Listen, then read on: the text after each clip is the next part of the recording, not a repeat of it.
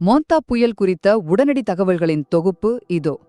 வங்கக்கடல்ல உருவான மோந்தா புயல் இப்ப தீவிர புயலா வலுப்பெற்றிருக்கு. இன்னைக்கு ஆந்திராவுல கரைய கடக்க போகுது. இதனால தமிழ்நாடு, ஆந்திராவோட பல பகுதிகளுக்கு முக்கிய எச்சரிக்கை கொடுத்திருக்காங்க.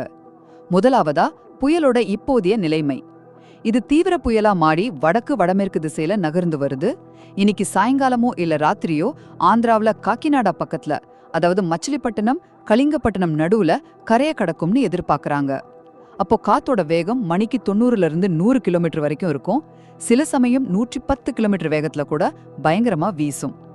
இரண்டாவதா, தமிழ்நாட்டுக்கான எச்சரிக்கை. திருவள்ளூர் மாவட்டத்துல மிக கனமழை பெய்யும்னு சொல்றாங்க. ராணிப்பேட்டை, காஞ்சிபுரம், செங்கல்பட்டு, சென்னை மாதிரி சில மாவட்டங்கள்ல கனமழைக்கு வாய்ப்பிருக்கு. முக்கியமா மீனவர்கள் அக்டோபர் 29 வரைக்கும் கடலுக்கு போகவே வேணாம்னு சொல்லியிருக்காங்க.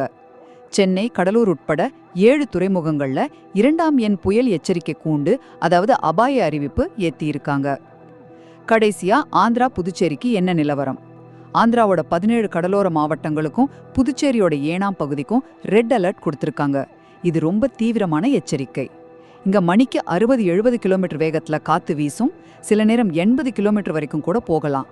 நிலச்சரிவு, கடலோர பகுதிகளில் வெள்ள ஆபாயமும் இருக்குன்னு எச்சரிக்கிறாங்க. ஆக, மோந்தா புயல் நெருங்கி வர்றதால சம்பந்தப்பட்ட பகுதிகளில் இருக்கிறவங்க வானிலை அறிவிப்புகளை தொடர்ந்து கவனிச்சு ரொம்பவே எச்சரிக்கையா இருங்க.